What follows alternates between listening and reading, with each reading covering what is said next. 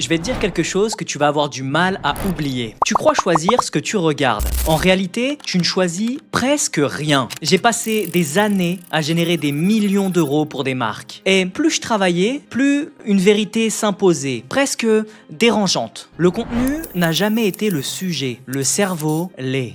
Chaque clic, chaque scroll, chaque partage se décide en moins d'une demi-seconde par une partie de toi que tu ne contrôles même pas, avant même que la pensée arrive. Ce que je vais te montrer, ce ne sont pas des astuces, ce sont 7 couches, 7 niveaux de décision. Et à chacune, tu vas réaliser que le spectateur, toi, moi, tout le monde, est un peu moins libre qu'il ne le croit.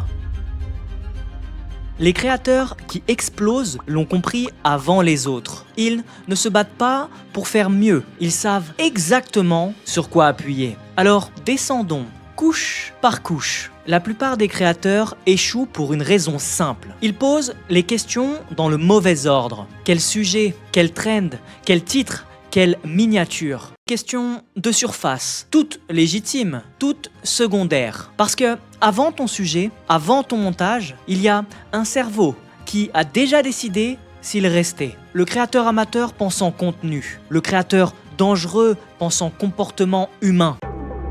Première couche. Le cerveau choisit avant toi. Quand quelqu'un scrolle, il ne réfléchit pas. Il scanne. En une fraction de seconde, son cerveau pose 3 questions, sans qu'il le sache. Est-ce que je reconnais ce format? Est-ce qu'il se passe quelque chose d'inattendu? Est-ce que ça parle de moi? 3 noms et il part, sans jamais savoir qu'il est parti. Ton contenu ne perd pas les gens après 30 secondes. Il les perd avant qu'ils aient compris de quoi tu parles. J'ai vu des vidéos magnifiques mourir à 200 vues. Belles images, montage parfait. Et un début qui disait au cerveau « rien pour toi ici ». Parce qu'au premier instant, le cerveau ne récompense pas la qualité, il récompense la reconnaissance. Si le cerveau ne laisse entrer que ce qu'il reconnaît, alors ce qu'on t'a appris sur l'originalité joue contre toi. La familiarité bat l'originalité. Tu veux être original tout de suite, c'est noble et c'est souvent fatal. Parce que l'originalité pure ne crée pas de l'admiration, elle crée de la confusion. Et la confusion, sur un feed, ça s'appelle le scroll. Un principe l'explique. L'effet de simple exposition. Plus le cerveau voit une chose, plus il l'aime. Un format qu'il connaît, une analyse, un test, une comparaison le rassure. Il se détend, il reste. La vraie compétence, ce n'est pas donc d'inventer un format, c'est d'en prendre un que le cerveau dévore déjà et d'y injecter ton angle. Le contenu viral n'est jamais 100% nouveau.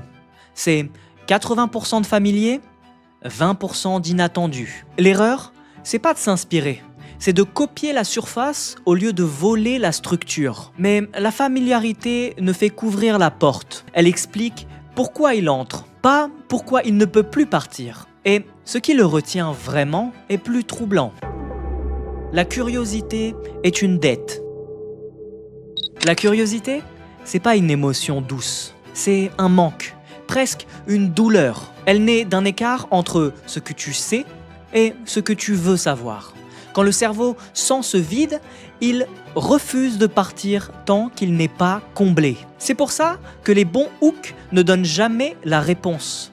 Ils ouvrent une boucle. La mauvaise option serait « Aujourd'hui, je vous explique comment faire une bonne miniature ». La bonne serait « Cette miniature a fait exploser la vidéo ». Mais pas pour la raison que tu crois. Le premier vend un sujet.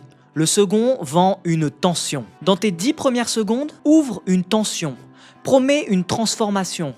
Mais ne donne jamais toute la réponse. Tu n'ouvres pas une vidéo. Tu ouvres une dette. Jusqu'ici, on a parlé de l'attention comme d'une chose que tu captures. La couche suivante n'a plus rien à voir avec ton contenu. Elle a tout à voir avec lui. Il ne te regarde pas, il se cherche. Voilà la vérité que peu acceptent. Les gens ne regardent pas ta vidéo.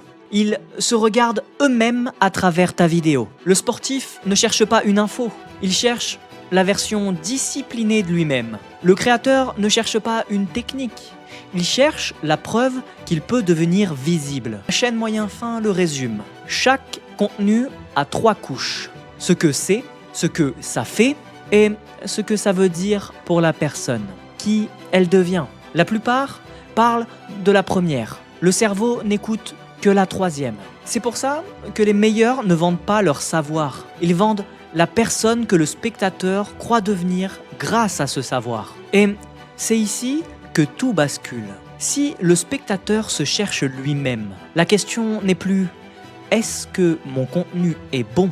C'est « qui devient-il en me regardant ?» Ça, c'est un pouvoir. Et tout pouvoir a une condition. Il faut d'abord qu'il te croie. L'autorité est un raccourci.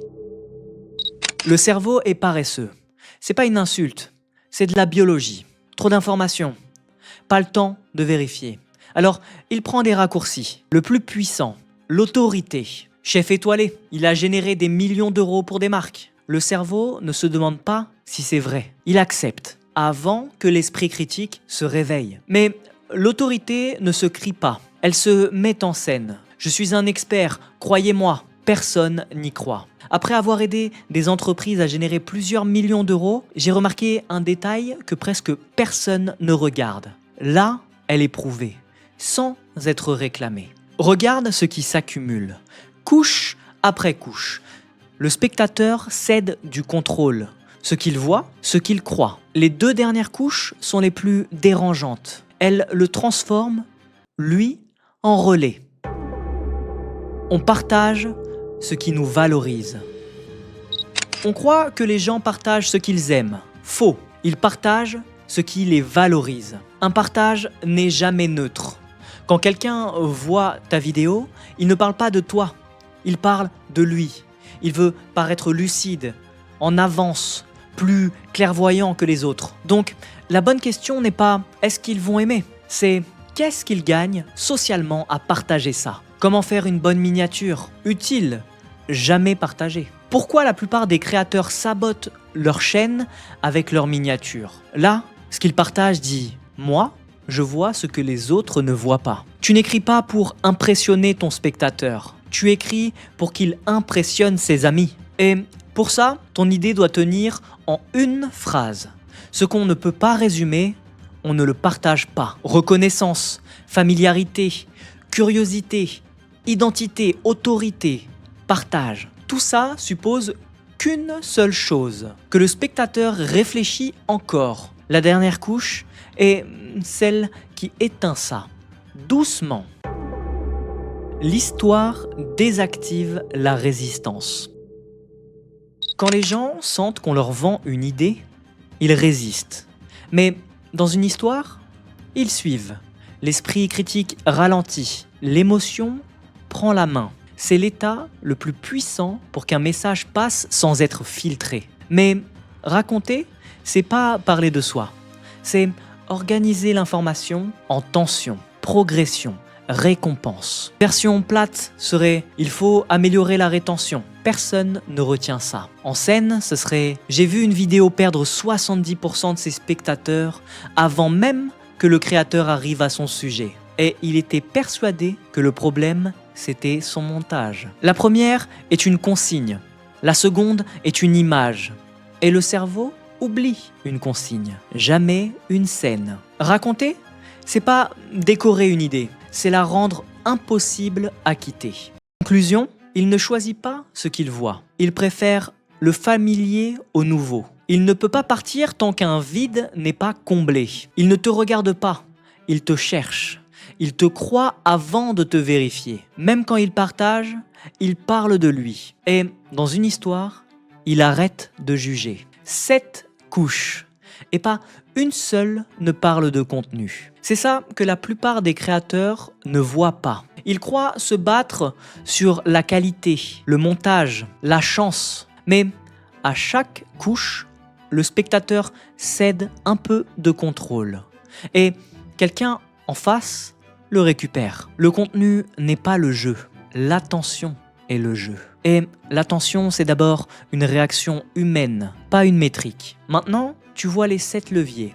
Ce qui veut dire que tu n'as plus d'excuses et plus d'innocence. Ce pouvoir, tu peux l'utiliser pour manipuler ou pour mériter l'attention que tu prends. Si tu veux apprendre à le faire avec méthode, transformer ton savoir en attention, en autorité et en business, c'est exactement ce que je construis dans Outcomes Academy, avec les créateurs et les experts qui ne veulent plus publier dans le vide. Le lien est en description. Comprends le cerveau et tu comprendras pourquoi certaines vidéos deviennent impossibles à ignorer.